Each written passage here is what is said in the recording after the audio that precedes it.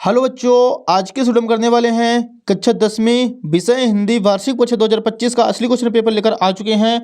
आपको बिल्कुल भी टेंशन नहीं लेना है, क्योंकि आपको असली क्वेश्चन पेपर का पूरा का पूरा सॉल्यूशन इस वीडियो पर मिलने वाला है। यदि आपने इस क्वेश्चन पेपर को पूरा सॉल्व कर लिया तो 100% गारंटी है कि आपके 80 में 80 नंबर आने वाले हैं। आपका एक नंबर कहीं पास का भी कटने वाला नहीं है। तो चलिए बिना टाइम वेस्ट के मैं आपको दिखाने वाले, आप देख सकते हैं पेपर का फ्रंट पेज कुछ इस टाइप का होने वाला है। एंड जो इसके क्वेश्चन है बच्चों नेक्स्ट पेज से दिए गए हैं। सो यहाँ पे हमारे सामने है प्रश्न 1, सही विकल्प चुनकर लिखिए। आ नंबर है सूर सागर के रचनाकार हैं, इसका आंसर हो जाएगा ऑप्शन नंबर 3 सूरदास। ब नंबर है प्रवंचना का शाब्दिक अर्थ है, तो इसका आंसर हो जाएगा ऑप्शन नंबर 4 धोखा।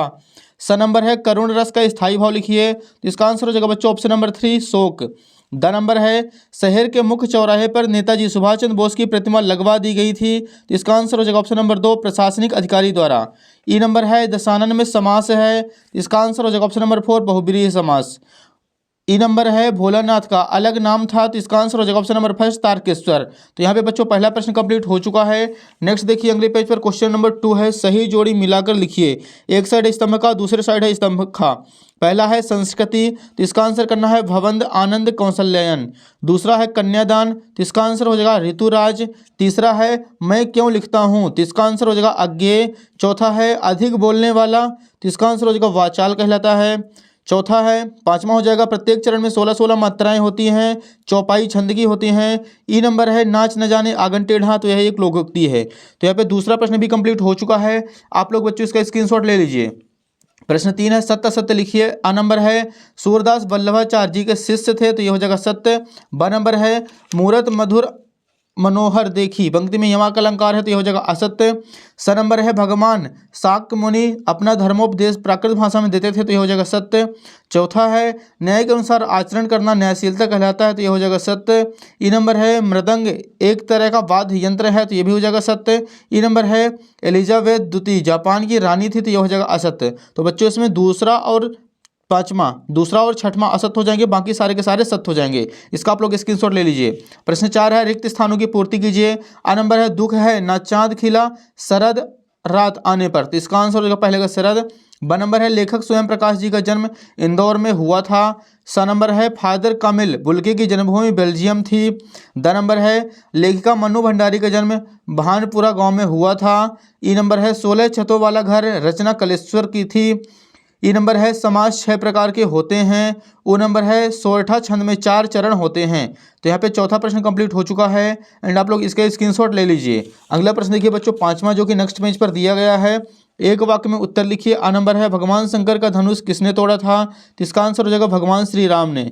ब नंबर है कवि के अनुसार किस ऋतु की आभा अट नहीं रही है, इसका आंसर हो जाएगा बच्चों वसंत ऋतु। तीसरा प्रश्न है उपमा अलंकार के कितने अंग होते हैं, तो इसका आंसर हो जाएगा 4 अंग होते हैं।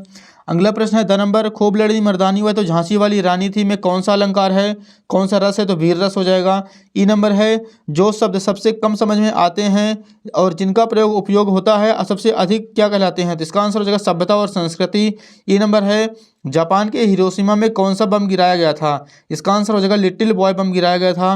वो नंबर है अब चला जाए किस प्रकार का वाक्य है, भाववाचक वाक्य है। तो यहाँ पे क्वेश्चन नंबर 5 कंप्लीट हो चुका है एंड आप लोग इसका स्क्रीनशॉट ले लीजिए। अगला प्रश्न देखिए बच्चों छठवां है छायावादी काव्य की कोई 2 विशेषताएं लिखिए। तो इसका आंसर लिखना हमें सबसे पहले हेडिंग डाल देनी है। उत्तर क्रमांक 6 छायावादी काव्य की 2 विशेषताएं निम्न हैं। पहला हो जाएगा आत्माभिव्यक्ति, दूसरा नारी सौंदर्य और प्रेम चित्रण, तीसरा है प्रकृति प्रेम, चौथा हो जाएगा कल्पना की प्रधानता।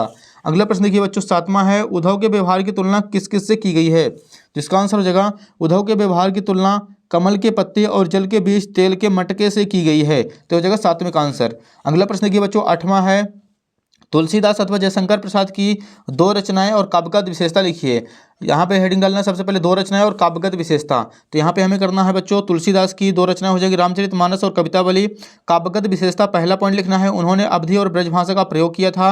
दूसरा पॉइंट हो जाएगा उन्होंने शांत वीर रौद्र आदि रसों का प्रयोग किया था। अगला प्रश्न देखिए बच्चों 9वां, जो कि अगले पेज पर दिया गया है। सो यहाँ पे हमारे सामने है क्वेश्चन नंबर 9 महाकाव्य एवं खंड काव्य में अंतर लिखिए कोई 2। तो एक साइड हमें हेडिंग डाल देना है महाकाव्य, दूसरी साइड खंड काव्य। पहला पॉइंट इसमें संपूर्ण जीवन का चित्रण होता है, इसमें एक घटना का चित्र वितरण होता है। इसका आकार बड़ा होता है और इसका आकार छोटा होता है। तो हो जाएगा 9वें का आंसर। अगला प्रश्न देखिए बच्चों 10वां है, अनुप्रास अलंकार की परिभाषा लिखिए। तो यहाँ पे हेडिंग डालना है सबसे पहले, अनुप्रास अलंकार जहाँ किसी काव्य में एक ही वर्ण या शब्द बार बार आता है वहाँ अनुप्रास अलंकार होता है। तो हो जाएगा 10वें का आंसर। अगला प्रश्न 11 है, नाटक एवं एकांकी में 2 अंतर लिखिए। तो यहाँ पे सबसे पहले हेडिंग डाल देना है नंबर 1, नाटक में अनेक अंक होते हैं। दूसरा हो जाएगा एकांकी में 1 अंक होता है।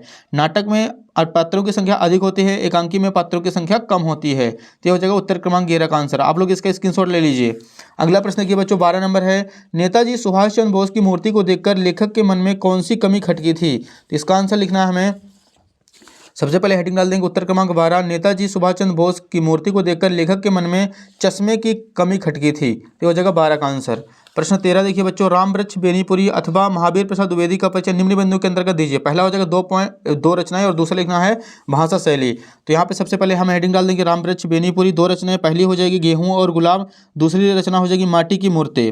अगला देखिए बच्चों, इसमें भाषा में लिखना है, इनकी भाषा शुद्ध साहित्यिक हिंदी खड़ी बोली है, इनके पदों में देशी तथा विदेशी शब्दों का प्रयोग किया गया है। शैली के अंतर्गत लिखना है, इन्होंने अपने पदों में भावात्मक, चित्रात्मक, वर्णनात्मक आदि शैलियों का प्रयोग किया है। तो ये हो जाएगा उत्तर क्रमांक 13 का आंसर। अगला प्रश्न देखिए 14 नंबर है, भोलानाथ अपने साथियों को देखकर सिसकना क्यों भूल जाता है। इसका आंसर लिखना हमें, भोलानाथ अपने साथियों को देखकर सिसकना भूल जाते हैं क्योंकि उन्हें अपने साथियों के साथ समय बिताने और उनके साथ खेलने में बहुत अच्छा लगता है।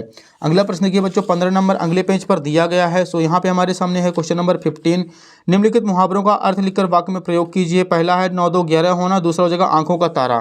तो यहाँ पे सबसे पहले हेडिंग डालनी है हमें नंबर 1, 9 2 11 होना, भाग जाना। वाक्य में प्रयोग लिखेंगे, पुलिस को देखकर चोर 9 2 11 हो गए।